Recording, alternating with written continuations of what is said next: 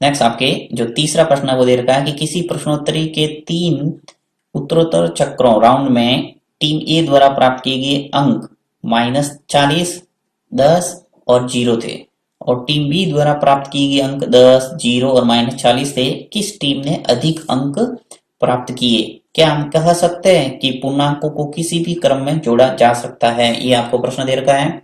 तो सबसे पहले अपन देख लेते हैं कि टीम ए और टीम बी में से किसने अंक ज्यादा प्राप्त किए। तो इनको जोड़ना पड़ेगा तभी पता चलेगा। तो जोड़ लेते हैं कि टीम ए द्वारा प्राप्त किए गए अंकों का योग। तो यहाँ लिख लेता हूं, टीम ए द्वारा प्राप्त अंकों का योग बराबर -40। सबसे पहले जो राउंड था उसके अंदर उसने -40 प्राप्त किए थे, फिर उसने 10 प्राप्त किए। तो सबको जोड़ना है, तो ये ब्रैकेट के अंदर बंद करके लिखेंगे तो जल्दी आपको समझ में आएगा। देखिए, प्लस फिर 10 और फिर जो अंतिम राउंड था उसमें उसने 0 प्राप्त किया, तो 0 भी लिखना पड़ेगा। एक बार 0 लिख लिया। यानी तीनों राउंड के अंदर इसके पहले राउंड में -40 आया था, दूसरे राउंड में 10 और तीसरे राउंड में उसके 0 प्राप्त किया। तो सबको जोड़ेंगे तो यहाँ मैं ब्रैकेट खोल के बताता हूँ, -40 हो जाएगा, यहाँ +10, इसको भी ब्रैकेट के अंदर ऐसे लिख सकते हैं और इसको 0। अब जोड़ते हैं, देखिए -40 और 10 प्लस के 0 से तो कोई मतलब ही नहीं है। एक माइनस का एक प्लस का होता है तो घटता है, इसलिए आ जाएगा -30। यानी कि जो टीम ए है उसके द्वारा प्राप्त अंकों का योग कितना आ रहा है? -30। इसी प्रकार टीम बी द्वारा लिख लेता हूं, टीम बी द्वारा प्राप्त अंकों का योग। टीम बी द्वारा प्राप्त अंकों का योग। पहले राउंड में उसने 10 प्राप्त किए थे, फिर +0 दूसरे राउंड में, और तीसरे राउंड में उसने प्राप्त किए थे -40। ब्रैकेट खोल लेता हूं, 10, 0 और ये -40 हो जाएगा, प्लस का गुणा माइनस से होगा तो क्या हो जाएगा? -40।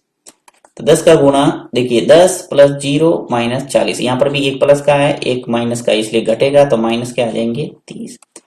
तो यहाँ पे आप देख रहे हैं कि टीम ए ने भी -30 अंक प्राप्त किए टोटल, और बी ने भी प्राप्त अंकों का योग कितना आ रहा है? -30। यानी किसी भी टीम ने ज्यादा अंक प्राप्त नहीं किए, दोनों ने समान अंक प्राप्त किए।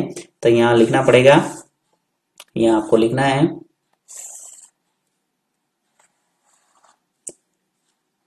यहाँ मैं लिख लेता हूं कि अतः दोनों टीम ने समान अंक प्राप्त किए, समान अंक प्राप्त किए। अब इसने और प्रश्न एक पूछा था कि किस टीम ने अधिक अंक प्राप्त किए। तो यहाँ तो अपन ने ये लिख लिया कि अतः दोनों टीम ने समान अंक प्राप्त किए। दूसरा प्रश्न पूछ रहा है, क्या हम कह सकते हैं कि पूर्णांकों को किसी भी क्रम में जोड़ा जा सकता है? यस, ये अगर पूर्णांक आगे पीछे भी होंगे तो भी इसका उत्तर है वो -30 ही आएगा। जैसे देखिए, ये जो -40 है अगर पीछे चला जाएगा और 10 आगे आएंगे तो भी घट के आखिर -30 ही आने वाला है। यहाँ पर देखिए, -40 पीछे हो गया, 10 आगे आ गया था तो भी -30।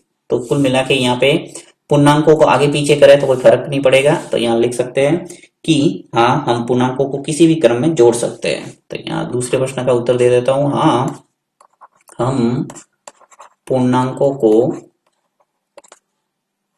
पूर्णांकों को किसी भी क्रम में जोड़ सकते हैं। तो इसके दोनों उत्तर अपन ने दे दिए। एक तो कौन सी टीम ने अंक ज्यादा प्राप्त किए, तो कोई भी टीम ने अंक ज्यादा प्राप्त नहीं किए, समान अंक प्राप्त किए, पहला उत्तर। फिर दूसरा पूछा था, क्या हम पूर्णांकों को किसी क्रम में जोड़ सकते हैं किसी भी क्रम में? तो यस, हम किस पूर्णांक को किसी भी क्रम में जोड़ सकते हैं।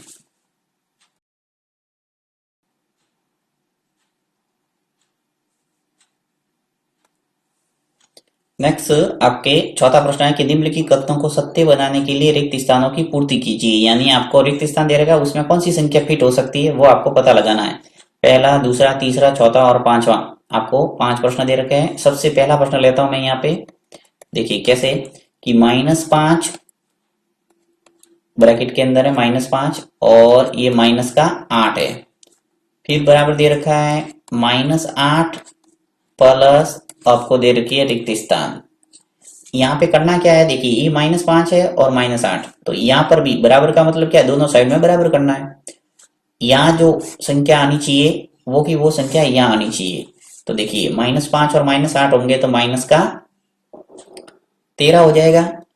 इसी प्रकार यहाँ पर भी -13 करना है, तो -13 कैसे होंगे, -8 तो आ गए, क्या बचा -5, तो आगे पीछे कर सकते हैं, इसलिए -5 हो गया।